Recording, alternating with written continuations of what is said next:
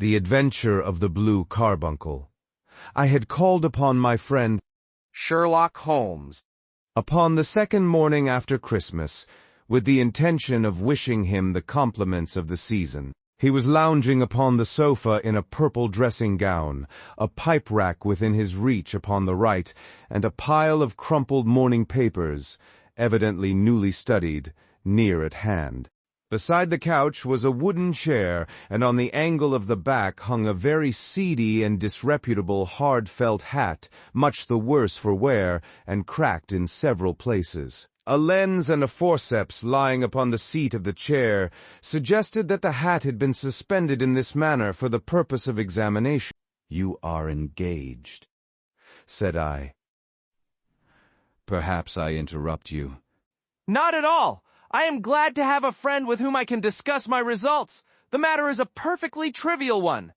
He jerked his thumb in the direction of the old hat. "But there are points in connection with it which are not entirely devoid of interest, and even of instruction."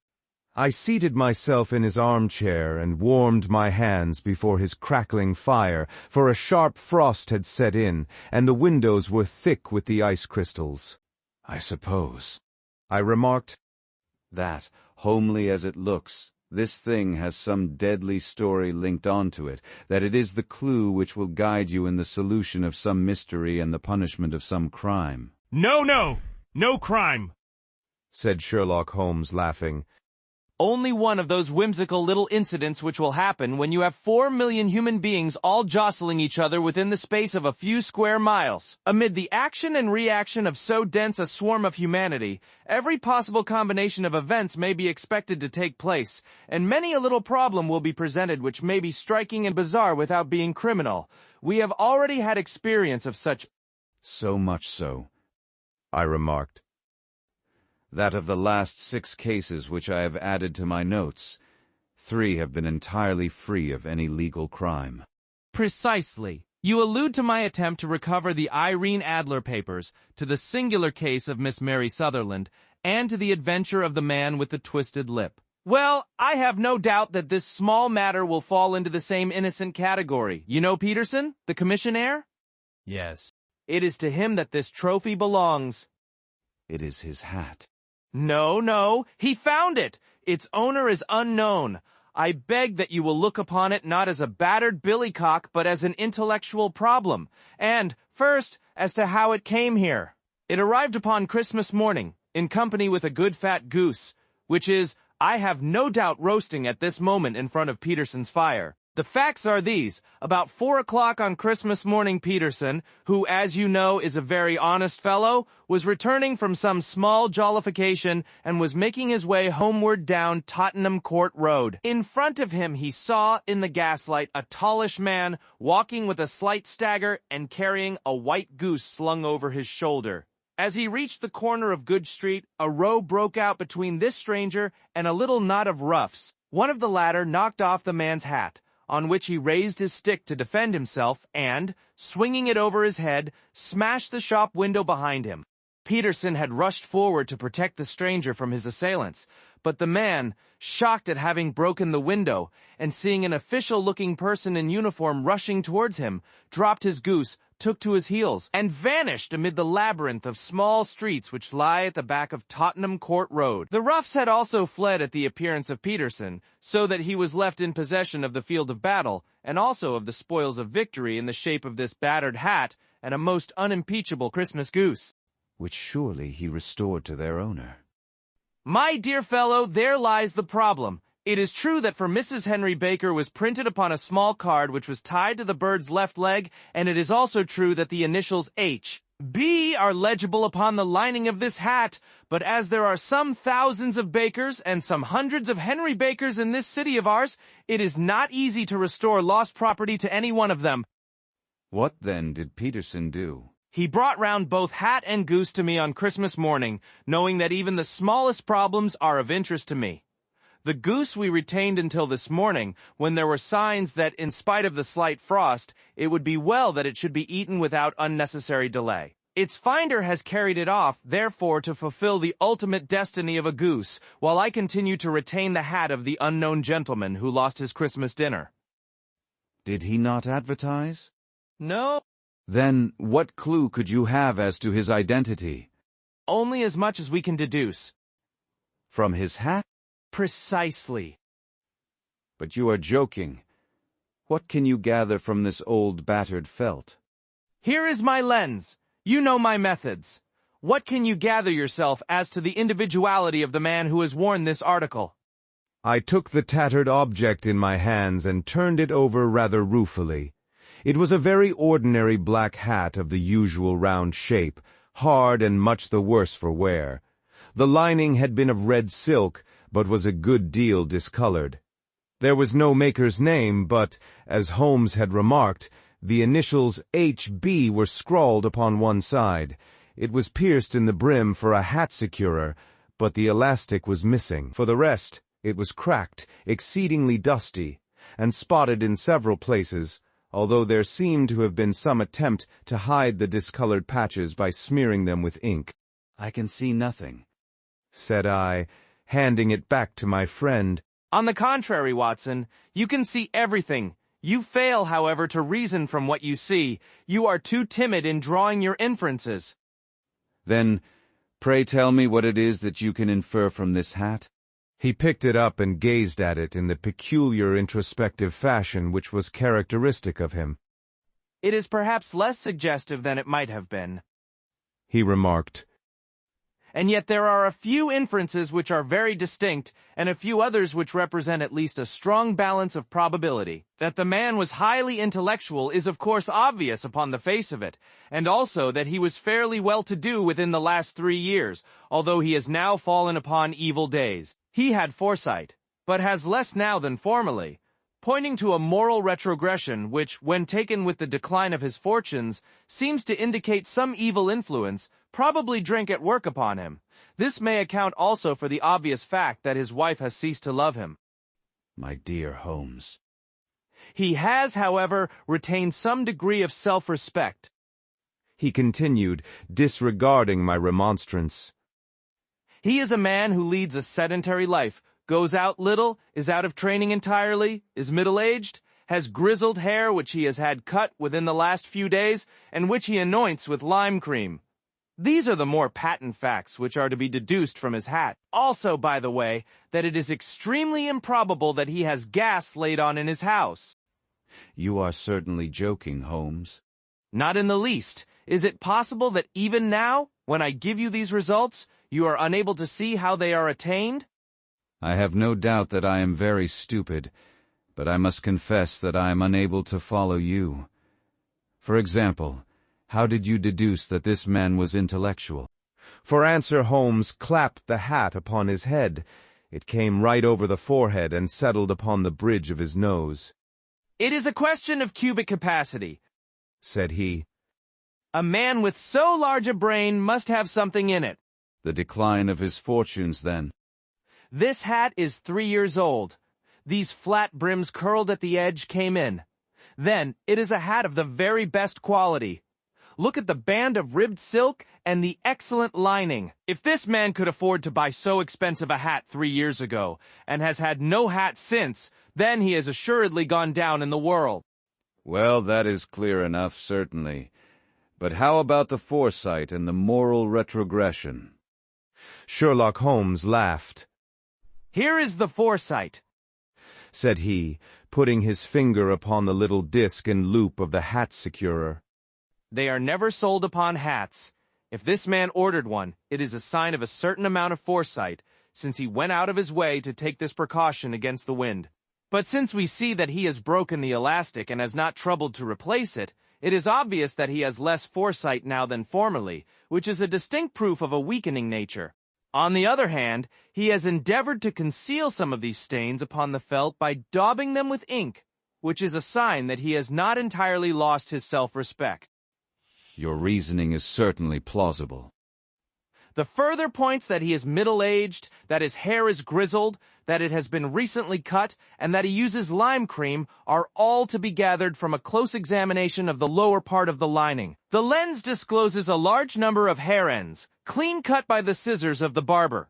They all appear to be adhesive, and there is a distinct odor of lime cream. This dust, you will observe, is not the gritty gray dust of the street, but the fluffy brown dust of the house, showing that it has been hung up indoors most of the time, while the marks of moisture upon the inside are proof positive that the wearer perspired very freely and could, therefore, hardly be in the best of training. But his wife, you said that she had ceased to love him? This hat has not been brushed for weeks.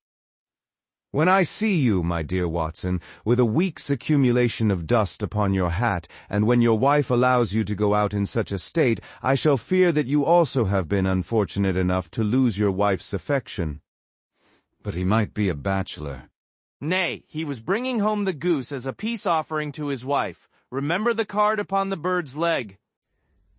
You have an answer to everything. But how on earth do you deduce that the gas is not laid on in his house? One tallow stain, or even two, might come by chance. But when I see no less than 5, I think that there can be little doubt that the individual must be brought into frequent contact with burning tallow, walks upstairs at night, probably with his hat in one hand and a guttering candle in the other. Anyhow, he never got tallow stains from a gas jet. Are you satisfied? Well, it is very ingenious, said I, laughing. But since, as you said just now, there has been no crime committed, and no harm done save the loss of a goose, all this seems to be rather a waste of energy. Sherlock Holmes had opened his mouth to reply when the door flew open, and Peterson! The commissionaire rushed into the apartment with flushed cheeks and the face of a man who is dazed with astonishment. The goose, Mr. Holmes, the goose, sir! He gasped. Eh? What of it, then? Has it returned to life and flapped off through the kitchen window? Holmes twisted himself round upon the sofa to get a fairer view of the man's excited face. See here, sir. See what my wife found in its crop. He held out his hand and displayed upon the center of the palm a brilliantly scintillating blue stone, rather smaller than a bean in size, but of such purity and radiance that it twinkled like an electric point in the dark hollow of his hand. Sherlock Holmes sat up with a whistle. By Jove, Peterson, said he. This is treasure trove indeed. I suppose you know what you have got? A diamond, sir! A precious stone! It cuts into glass as though it were putty. It's more than a precious stone. It is the precious stone. Not the Countess of Morcar's Blue Carbuncle, I ejaculated. Precisely so. I ought to know its size and shape, seeing that I have read the advertisement about it in the Times every day lately. It is absolutely unique, and its value can only be conjectured, but the reward offered of £1,000 is certainly not within a 20th part of the market price. £1,000! Great Lord of mercy! The commissionaire plumped down into a chair and stared from one to the other of us. That is the reward, and I have reason to know that there are sentimental considerations in the background which would induce the Countess to part with half her fortune if she could but recover the gem. It was lost, if I remember aright, at the Hotel Cosmopolitan, I remarked. Precisely so. On December 22nd, just 5 days ago, John Horner, a plumber, was accused of having abstracted it from the lady's jewel case. The evidence against him was so strong that the case has been referred to the assizes. I have some account of the matter here, I believe. He rummaged amid his newspapers, glancing over the dates, until at last he smoothed one out, doubled it over, and read the following paragraph. Hotel Cosmopolitan Jewel Robbery. John Horner, 26, plumber, was brought up upon the charge of having upon the 22nd inst. Abstracted from the jewel case of the Countess of Morcar the valuable gem known as the Blue Carbuncle. James Ryder, upper attendant at the hotel, gave as evidence to the effect that he had shown Horner up to the dressing room of the Countess of Morcar upon the day of the robbery in order that he might solder the second bar of the grate, which was loose. He had remained with Horner some little time, but had finally been called away. On returning, he found that Horner had disappeared, that the bureau had been forced open, and that the small morocco casket in which, as it afterwards transpired, the Countess was accustomed to keep her jewel, was lying empty upon the dressing-table. Ryder instantly gave the alarm, and Horner was arrested the same evening, but the stone could not be found either upon his person or in his rooms. Catherine Cusack, maid to the Countess, deposed to having heard Ryder's cry of dismay on discovering the robbery and to having rushed into the room, where she found matters as described by the last witness. Inspector Bradstreet, B Division, gave evidence as to the arrest of Horner, who struggled frantically and protested his innocence in the strongest terms. Evidence of a previous conviction for robbery having been given against the prisoner, the magistrate refused to deal summarily with the offense, but referred it to the assizes. Horner, who had shown signs of intense emotion during the proceedings, fainted away at the conclusion and was carried out of court. Hotel Cosmopolitan jewel robbery. John Horner, 26, plumber, was brought up upon the charge of having upon the 22nd inst. Abstracted from the jewel case of the Countess of Morcar the valuable gem known as the Blue Carbuncle. James Ryder, upper attendant at the hotel, gave his evidence to the effect that he had shown Horner up to the dressing room of the Countess of Morcar upon the day of the robbery in order that he might solder the second bar of the grate, which was loose. He had remained with Horner some little time, but had finally been called away. On returning, he found that Horner had disappeared, that the bureau had been forced open, and that the small morocco casket in which, as it afterwards transpired, the Countess was accustomed to keep her jewel, was lying empty upon the dressing table. Ryder instantly gave the alarm, and Horner was arrested the same evening, but the stone could not be found either upon his person or in his rooms. Catherine Cusack, maid to the Countess, deposed to having heard Ryder's cry of dismay on discovering the robbery, and to having rushed into the room where she found matters as described by the last witness. Inspector Bradstreet, B Division, gave evidence as to the arrest of Horner, who struggled frantically and protested his innocence in the strongest terms. Evidence of a previous conviction for robbery having been given against the prisoner. The magistrate refused to deal summarily with the offense, but referred it to the assizes. Horner, who had shown signs of intense emotion during the proceedings, fainted away at the conclusion and was carried out of court. So much for the police court, said Holmes thoughtfully, tossing aside the paper. The question for us now to solve is the sequence of events leading from a rifled jewel case at one end to the crop of a goose in Tottenham Court Road at the other. You see, Watson, our little deductions have suddenly assumed a much more important and less innocent aspect. Here is the stone. The stone came from the goose, and the goose came from Mr. Henry Baker, the gentleman with the bad hat and all the other characteristics with which I have bored you. So now we must set ourselves very seriously to finding this gentleman and ascertaining what part he has played in this little mystery. To do this, we must try the simplest means first, and these lie undoubtedly in an advertisement in all the evening papers. If this fail, I shall have recourse to other methods. What will you say? Give me a pencil and that slip of paper. Now then, found at the corner of Goodge Street, a goose and a black felt hat. Mr. Henry Baker can have the same by applying at 6:30 this evening at 221 Billion, Baker Street. That is clear and concise. Very. But will he see it? Well, he is sure to keep an eye on the papers, since to a poor man the loss was a heavy one. He was clearly so scared by his mischance in breaking the window and by the approach of Peterson that he thought of nothing but flight, but since then he must have bitterly regretted the impulse which caused him to drop his bird. Then again the introduction of his name will cause him to see it, for everyone who knows him will direct his attention to it. Here you are, Peterson. Run down to the advertising agency and have this put in the evening papers. In which, sir? Oh, in the Globe Star, Pall Mall, St. James's, Evening News, Standard, Echo, and any others that occur to you. Very well, sir. And this stone? Ah, yes. I shall keep the stone. Thank you. And, I say, Peterson, just buy a goose on your way back and leave it here with me, for we must have one to give to this gentleman in place of the one which your family is now devouring. When the commissionaire had gone, Holmes took up the stone and held it against the light. It's a bonny thing, said he. Just see how it glints and sparkles. Of course it is a nucleus and focus of crime. Every good stone is. They are the devil's pet baits. In the larger and older jewels every facet may stand for a bloody deed. This stone is not yet 20 years old. It was found in the banks of the Amoy River in southern China, and is remarkable in having every characteristic of the carbuncle, save that it is blue in shade instead of ruby red. In spite of its youth, it has already a sinister history.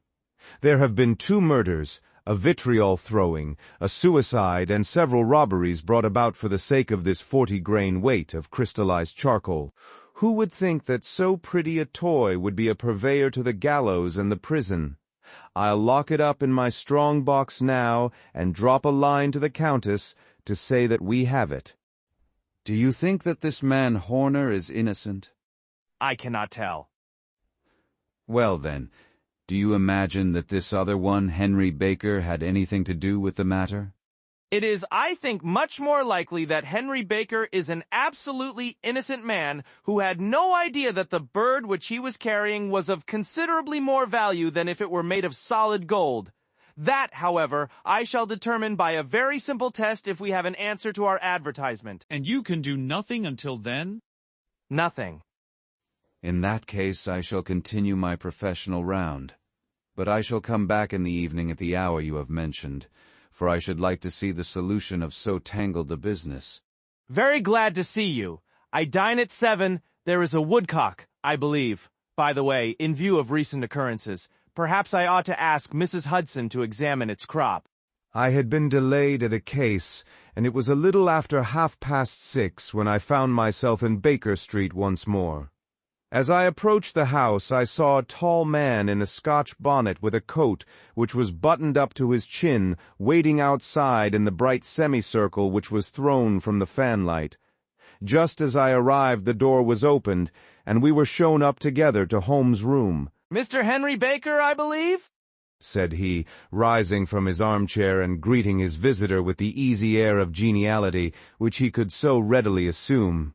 Pray, take this chair by the fire, Mr. Baker. It is a cold night, and I observe that your circulation is more adapted for summer than for winter. Ah, Watson, you have just come at the right time. Is that your hat, Mr. Baker? Yes, sir. That is undoubtedly my hat. He was a large man with rounded shoulders, a massive head, and a broad, intelligent face, sloping down to a pointed beard of grizzled brown. A touch of red in nose and cheeks, with a slight tremor of his extended hand, recalled Holmes' surmise as to his habits. His rusty black frock coat was buttoned right up in front, with the collar turned up, and his lank wrists protruded from his sleeves without a sign of cuff or shirt. He spoke in a slow staccato fashion, choosing his words with care, and gave the impression generally of a man of learning and letters who had had ill usage at the hands of fortune.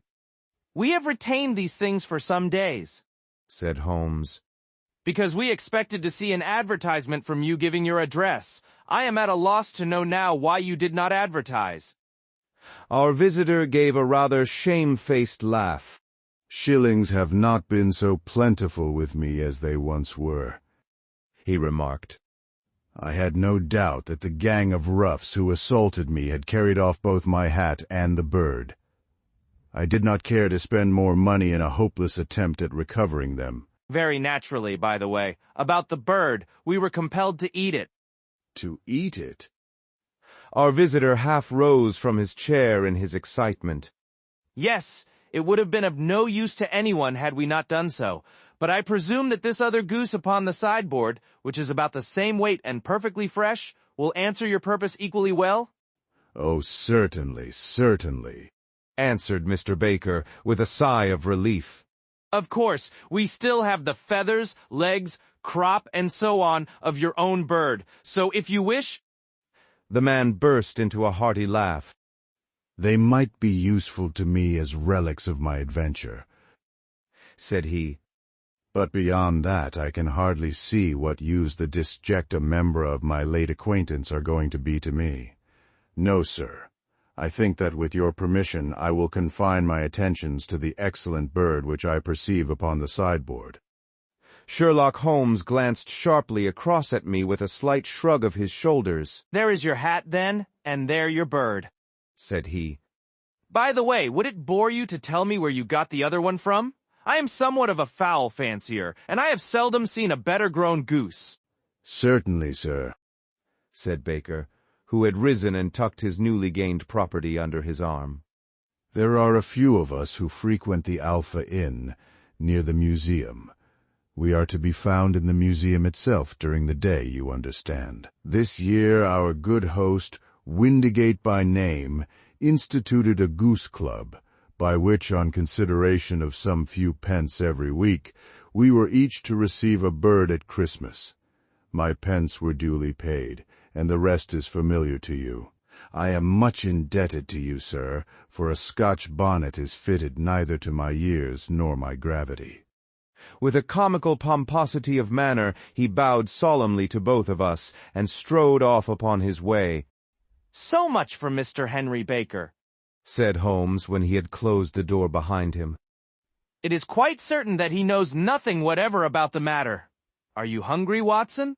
Not particularly. Then I suggest that we turn our dinner into a supper and follow up this clue while it is still hot. By all means. It was a bitter night, so we drew on our ulsters and wrapped cravats about our throats outside. The stars were shining coldly in a cloudless sky, and the breath of the passers-by blew out into smoke like so many pistol shots. Our footfalls rang out crisply and loudly as we swung through the Doctor's Quarter, Wimpole Street, Harley Street, and so through Wigmore Street into Oxford Street. In a quarter of an hour we were in Bloomsbury at the Alpha Inn, which is a small public house at the corner of one of the streets which runs down into Holborn. Holmes pushed open the door of the private bar and ordered 2 glasses of beer from the ruddy-faced, white-aproned landlord. Your beer should be excellent if it is as good as your geese, said he. My geese! The man seemed surprised. Yes, I was speaking only half an hour ago to Mr. Henry Baker, who was a member of your goose club. Ah, yes, I see. But you see, sir, them's not our geese. Indeed, whose then?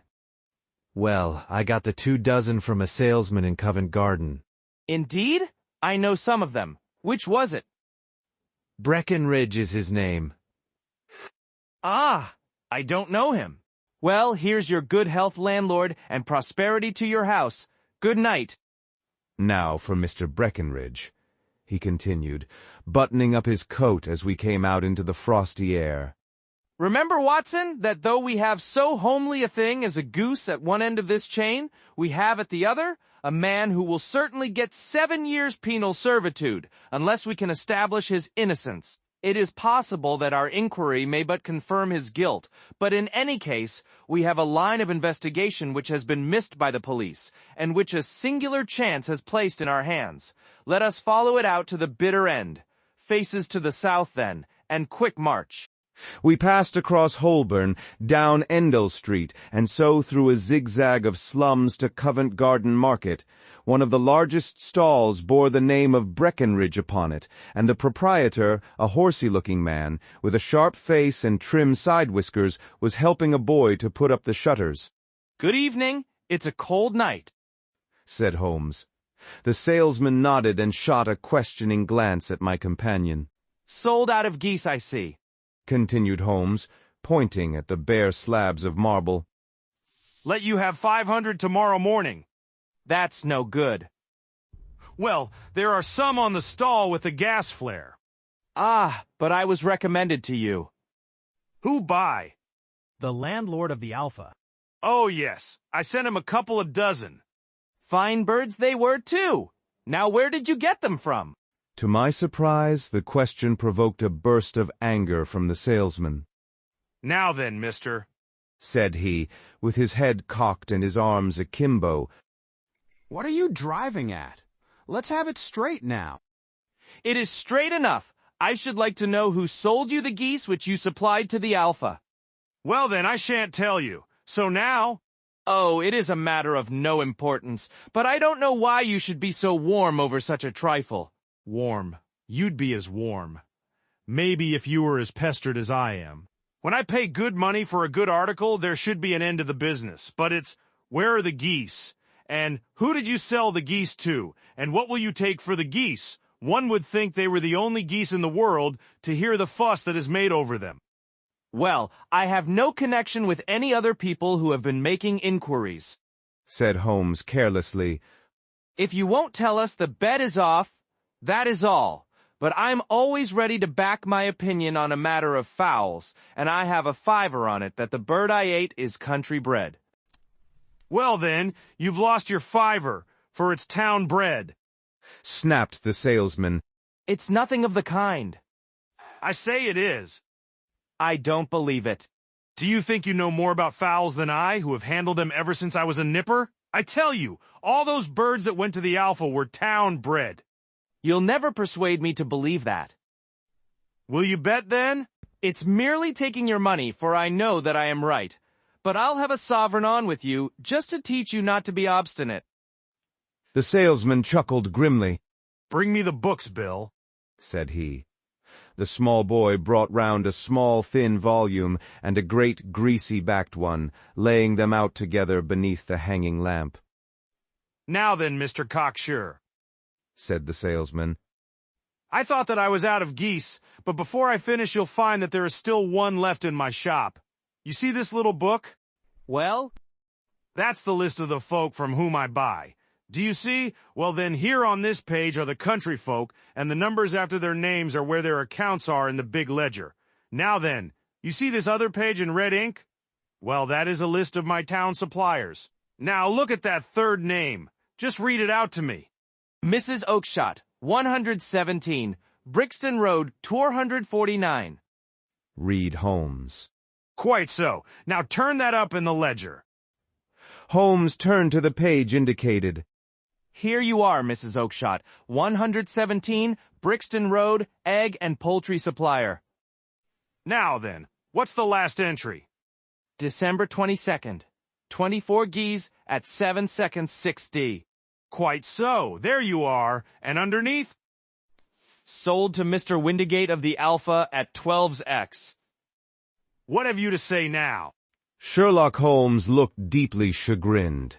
He drew a sovereign from his pocket and threw it down upon the slab, turning away with the air of a man whose disgust is too deep for words.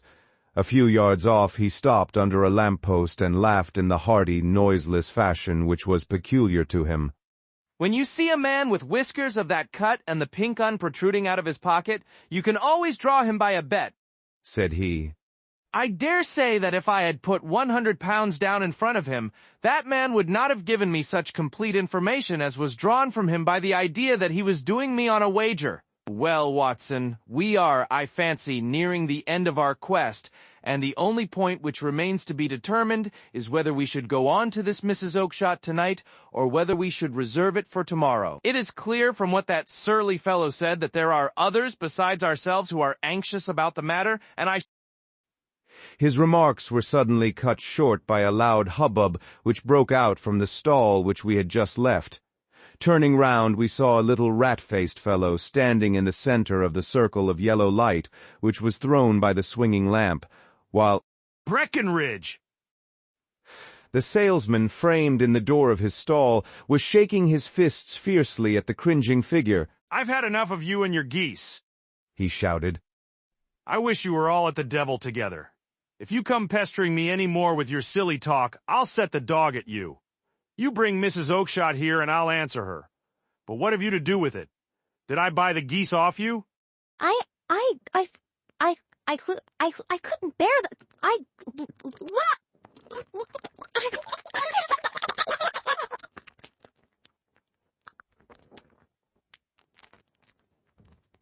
Bleak. No, like, what?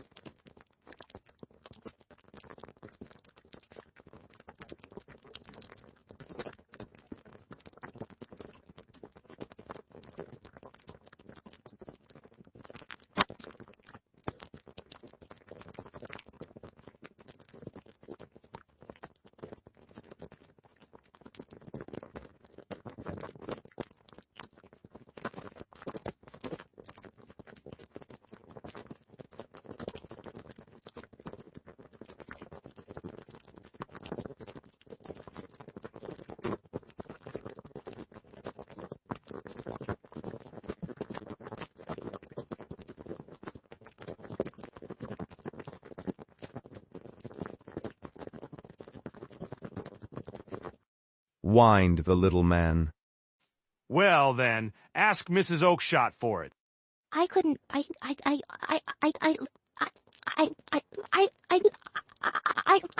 Ha! This may save us a visit to Brixton Road, whispered Holmes. Come with me, and we will see what is to be made of this fellow. Striding through the scattered knots of people who lounged round the flaring stalls, my companion speedily overtook the little man and touched him upon the shoulder. He sprang round, and I could see in the gaslight that every vestige of color had been driven from his face.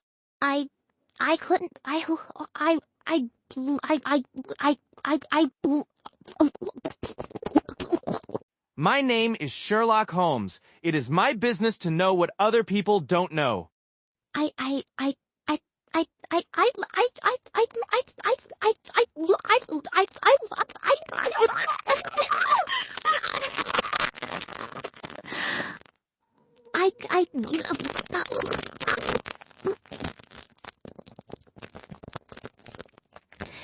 But you can know nothing of this?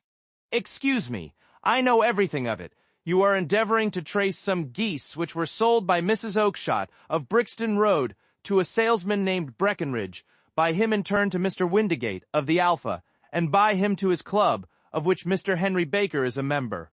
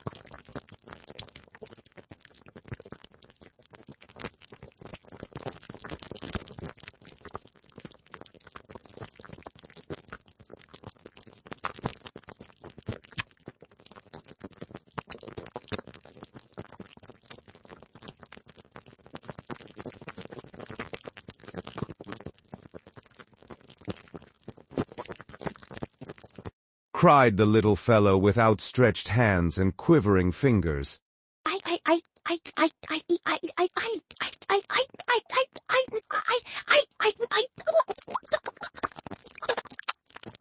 Please, Mr. Holmes, don't tell the police.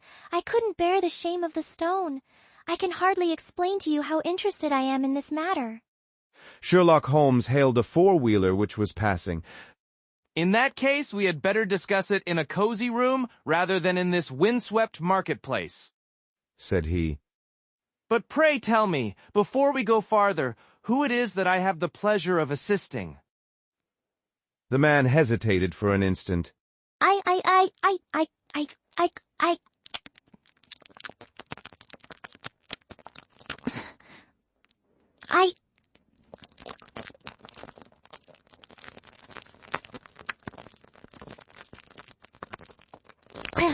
Please, Mr. Holmes, don't tell the police. I couldn't bear the shame of the stone. My name is John Robinson, he answered with a sidelong glance. No, the real name, said Holmes sweetly. It is always awkward doing business with an alias. A flush sprang to the white cheeks of the stranger.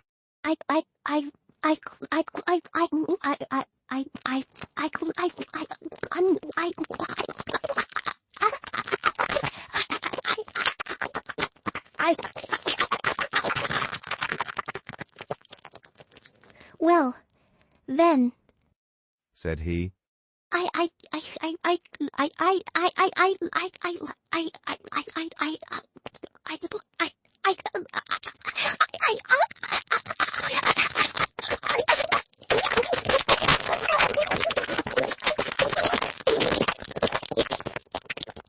Precisely so. Head attendant at the Hotel Cosmopolitan. Pray step into the cab, and I shall soon be able to tell you everything which you would wish to know. The little man stood glancing from one to the other of us with half-frightened, half-hopeful eyes, as one who is not sure whether he is on the verge of a windfall or of a catastrophe. Then he stepped into the cab, and in half an hour we were back in the sitting-room at Baker Street. Nothing had been said during our drive, but the high, thin breathing of our new companion, and the claspings and unclaspings of his hands, spoke of the nervous tension within him. "Here we are," said Holmes cheerily as we filed into the room. "The fire looks very seasonable in this weather. You look cold, Mr. Ryder. Pray take the basket chair. I will just put on my slippers before we settle this little matter of yours. Now then, you want to know what became of those geese?"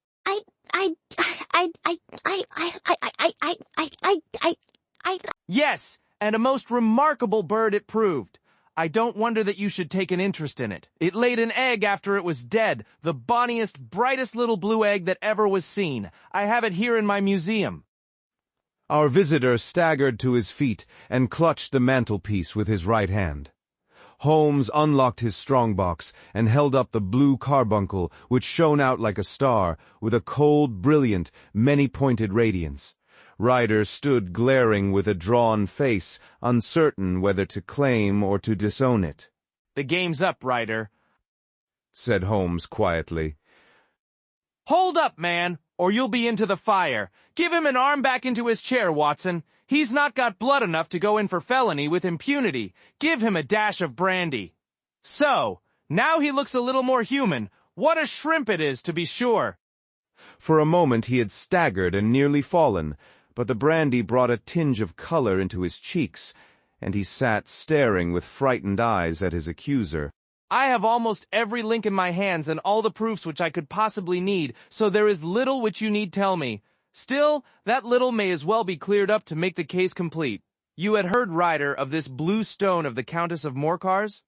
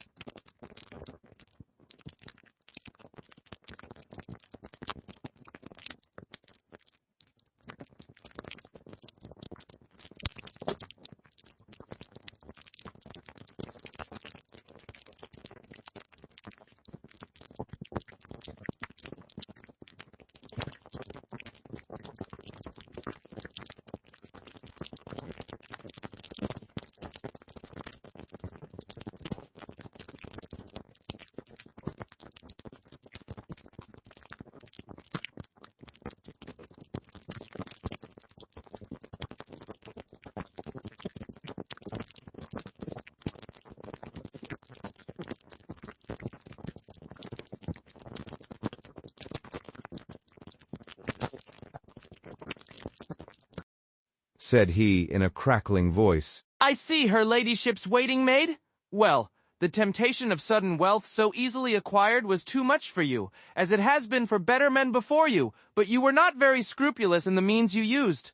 It seems to me, Ryder, that there is the making of a very pretty villain in you. You knew that this man Horner, the plumber, had been concerned in some such matter before, and that suspicion would rest the more readily upon him. What did you do then? You made some small job in my lady's room, you and your confederate Cusack, and you managed that he should be the man sent for. Then, when he had left, you rifled the jewel case, raised the alarm, and had this unfortunate man arrested. You then—" Ryder threw himself down suddenly upon the rug and clutched at my companion's knees.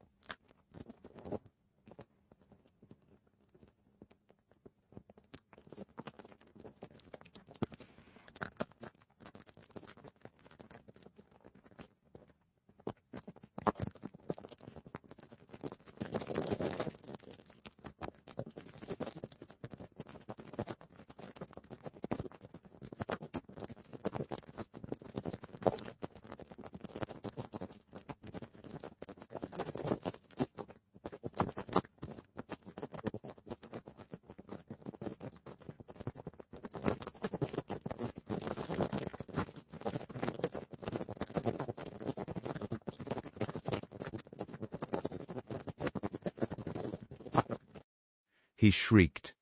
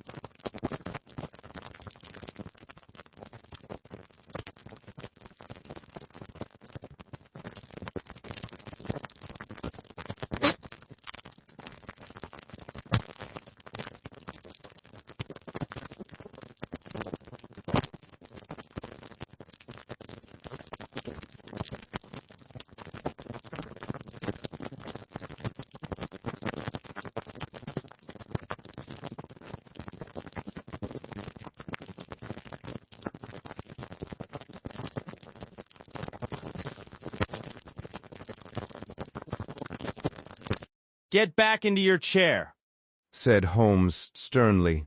It is very well to cringe and crawl now, but you thought little enough of this poor Horner in the dock for a crime of which he knew nothing.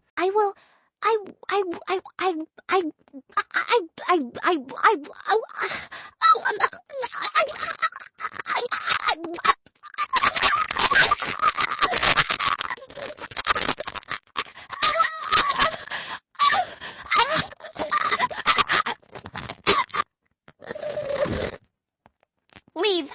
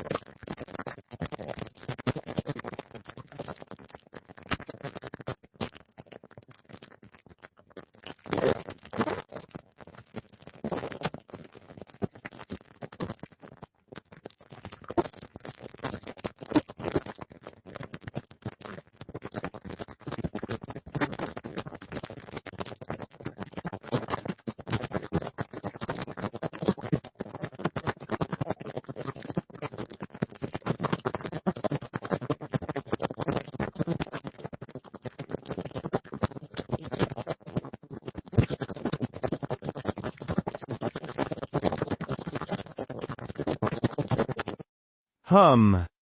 We will talk about that. And now let us hear a true account of the next act.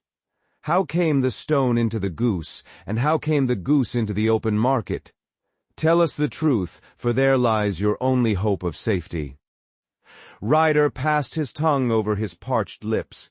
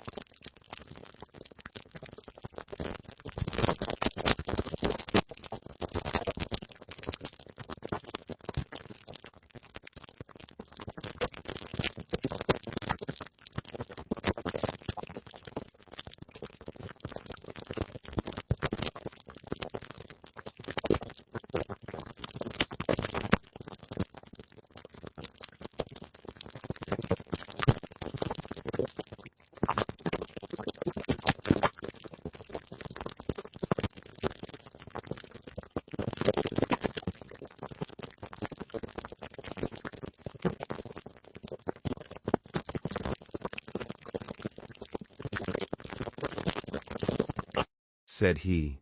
When Horner had been arrested, it seemed to me that it would be best for me to get away with the stone at once, for I did not know at what moment the police might not take it into their heads to search me in my room.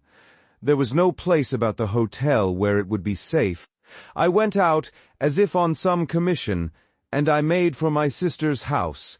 She had married a man named Oakshott, and lived in Brixton Road, where she fattened fowls for the market.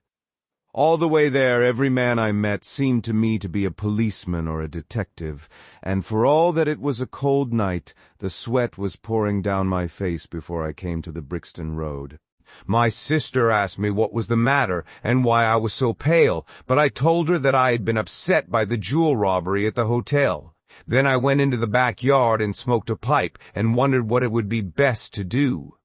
I had a friend once called Maudsley who went to the bad and has just been serving his time in Pentonville. One day he had met me and fell into talk about the ways of thieves and how they could get rid of what they stole. I knew that he would be true to me, for I knew one or two things about him, so I made up my mind to go right on to Kilburn where he lived and take him into my confidence. He would show me how to turn the stone into money. But how to get to him in safety? I thought of the agonies I had gone through in coming from the hotel. I might at any moment be seized and searched, and there would be the stone in my waistcoat pocket.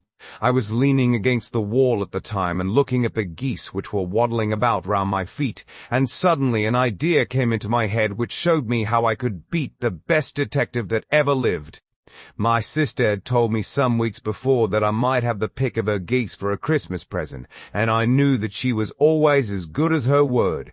I would take my goose now, and in it I would carry my stone to Kilburn.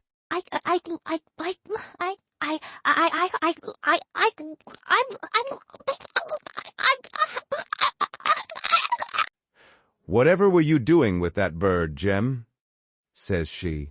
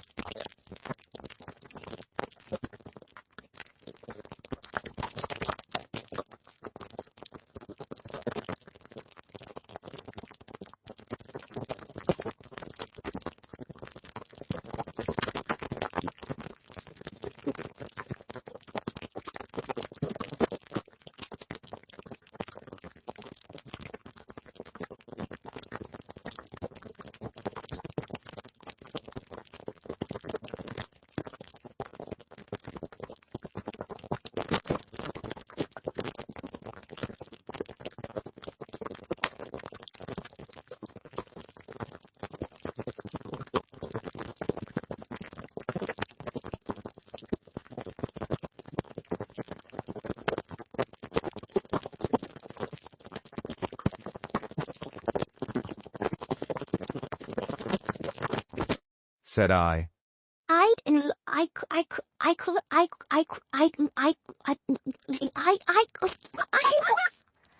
Please, Mr. Holmes, don't tell the police.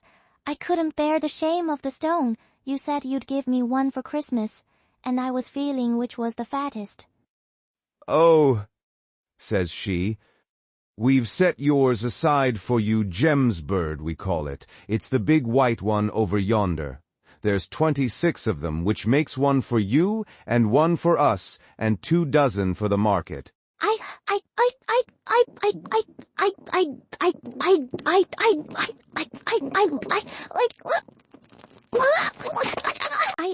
didn't mean to.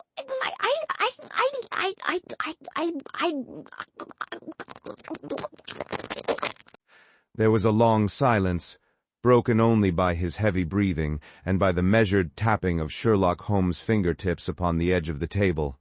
Then my friend rose and threw open the door. "Get out!" said he.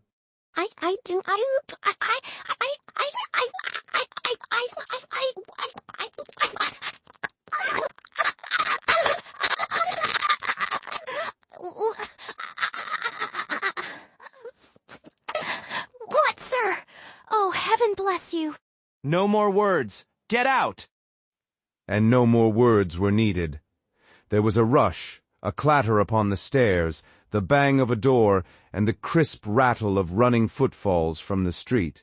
After all, Watson, said Holmes, reaching up his hand for his clay pipe, I am not retained by the police to supply their deficiencies. If Horner were in danger, it would be another thing. But this fellow will not appear against him, and the case must collapse. I suppose that I am commuting a felony, but it is just possible that I am saving a soul. This fellow will not go wrong again. He is too terribly frightened. Send him to jail now, and you make him a jailbird for life. Besides, it is the season of forgiveness. Chance has put in our way a most singular and whimsical problem, and its solution is its own reward. If you will have the goodness to touch the bell, Doctor, we will begin another investigation, in which also a bird will be the chief feature.